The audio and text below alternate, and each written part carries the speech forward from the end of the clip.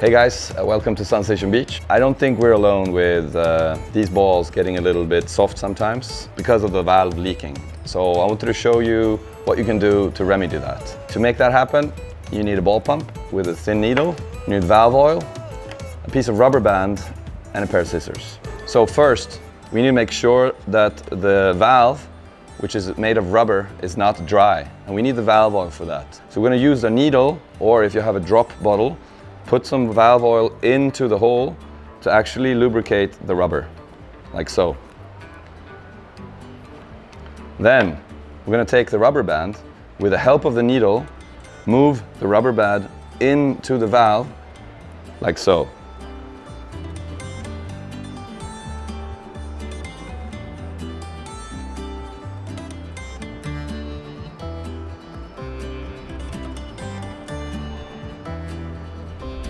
Could be a little bit tricky sometimes, but we managed to get the rubber band in with the help of the needle and the lube oil, or the valve oil. Now we're going to cut the part that's sticking out, but don't cut it too short, because then it's going to be tricky to get the pump in without pushing the rubber band into the ball. So make sure you cut it a little bit above. And now what we've all been waiting for, we want to pump the ball. And to not have to redo everything again, we have to make sure when we're putting the needle in to the valve, we can't do as we always do, just push it in.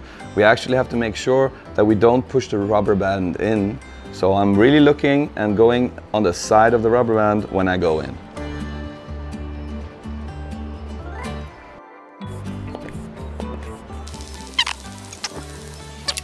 Okay, so not that tricky.